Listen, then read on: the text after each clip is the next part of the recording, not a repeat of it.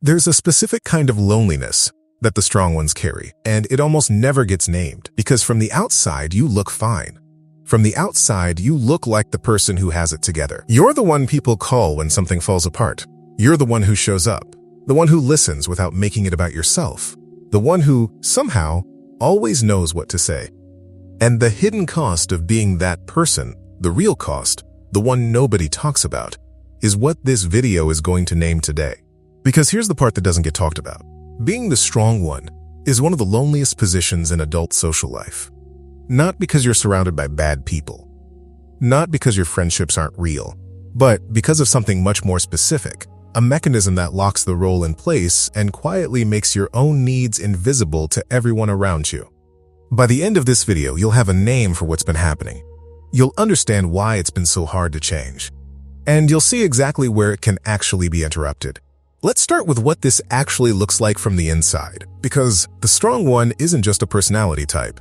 It's a function you perform, consistently, reliably, often without anyone asking you to. You're the person who remembers, who checks in after hard conversations, who holds the emotional thread of relationships that would otherwise unravel. When a friend is going through something, you are there. You make the space. You don't flinch. You don't redirect the conversation back to yourself. You stay. And in group dynamics, you're probably the stabilizing presence.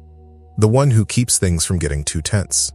The one who reads the room and adjusts accordingly. Anyone who's been in this role knows exactly what I mean. It doesn't feel like performance. It feels like just who you are. It feels like the natural thing. And in a lot of ways, it is who you are. That's not in question here. What is in question is this. When was the last time someone held that space for you? When was the last time you were the one who got to fall apart a little, and someone stayed? When was the last time you said, "I'm not okay," and meant it?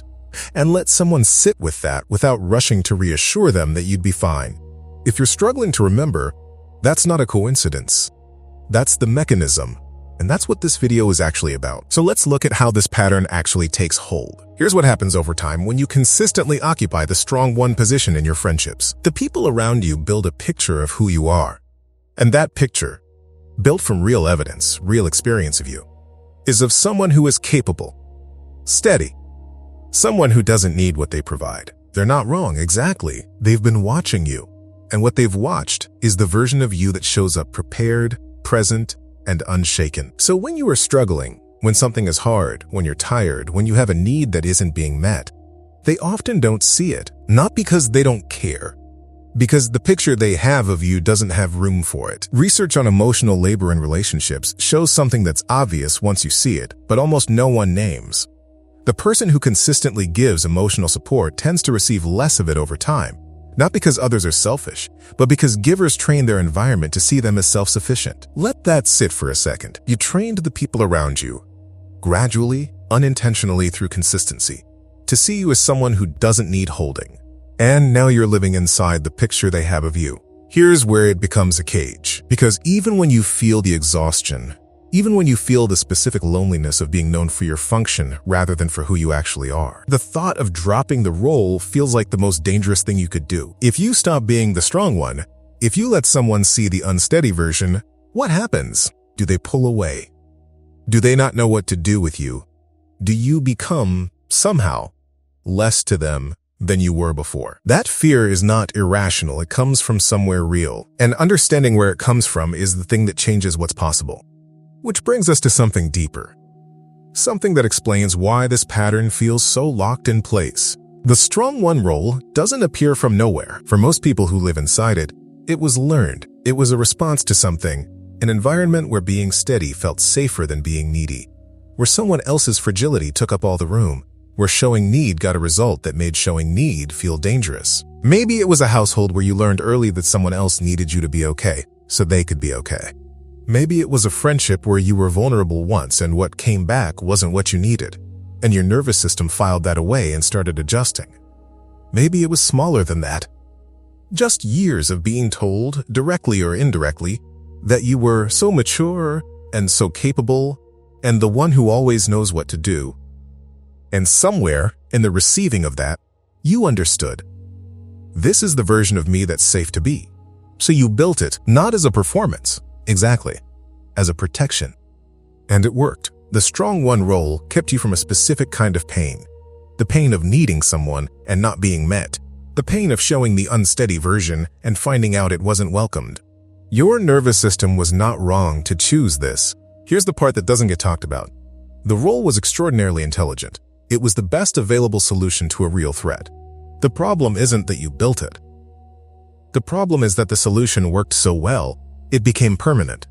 And now the same protection that kept you from being hurt is keeping you from being known. That's the hidden cost, not the exhaustion, though the exhaustion is real. Not the asymmetry, though the asymmetry is real. The hidden cost is this: you have been living inside a version of yourself that was designed for safety, and it has quietly prevented the intimacy you actually want. Not because you're broken. Because the conditions that made the role necessary have been treated as permanent when they were never meant to be. Not broken, just in the wrong conditions. And here is where the conditions can actually change. If something in this video is landing in a way that feels like more than just understanding, if there's something beneath the recognition that wants to move, there's a 21-day audio and journal experience in the description designed specifically for this.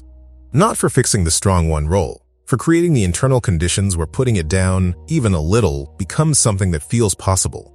It's called The Known. The link is in the description and the pinned comment. Now let's talk about what actually changes things. Here's what changing this does not look like. It does not look like announcing to your friends that you're no longer available to support them. It does not look like performing vulnerability, forcing emotional disclosures to prove to yourself you can do it. It does not look like dismantling who you are, because the goal was never to stop being someone who shows up for people. That part of you is real. That part of you is good. The goal is something much smaller and much more specific than transformation. The goal is one crack in the picture. Here's what that actually means. The people in your life have a picture of you built from years of consistent evidence.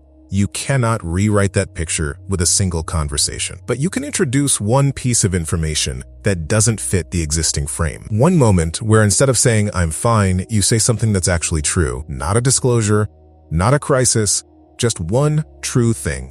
"I've been having a hard week, actually. I don't really know what I need right now. But I didn't want to just say I was fine. I've been thinking about something and I haven't really talked about it with anyone." Any of those. One of those. What you're doing when you say something like that is not burdening the other person. You're giving them the information they've been missing. You're updating the picture. You're making space for the version of you that actually exists to become visible. Slowly, at your own pace, on your own terms. And here's the thing about the fear that people will pull away if you show the unsteady version. Most of the people in your life would not pull away. They would, for many of them, feel closer to you, because what the strong one dynamic does to the people around you, without you knowing it, is create a small, persistent distance. A feeling that you're always slightly out of reach.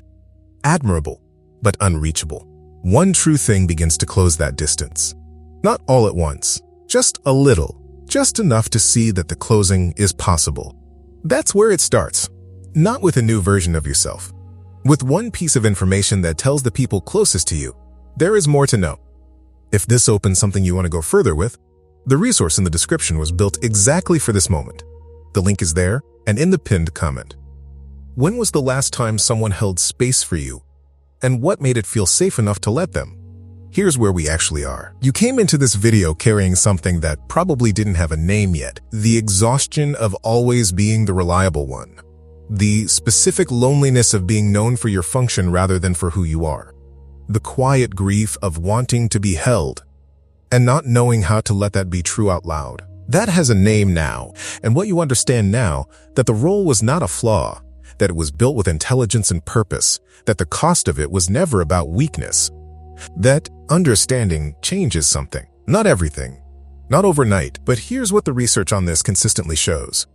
The moment someone names an invisible burden, really names it specifically without softening it, the burden does not disappear, but they stop carrying it alone. And that is not a small thing. That is, in fact, the beginning of the only thing that actually matters here. There is a version of your social life where you are not only the one who shows up for others, but someone who gets shown up for, where the people closest to you know the unsteady parts as well as the capable parts, where you don't have to manage the picture they have of you, where you can just be there, all of you, and that be enough. You haven't done anything wrong by becoming the person you became. And you don't have to become someone different to find your way to that version of things. You just have to let one person, once, see a little more than you usually show. That's the whole experiment. One true thing. Whatever brought you to this video, the exhaustion, the asymmetry, the quiet ache of being everyone's anchor with no anchor of your own. That was not a verdict about you. That was information about the role. And roles, unlike character, can change. You're not as far from that as it feels right now.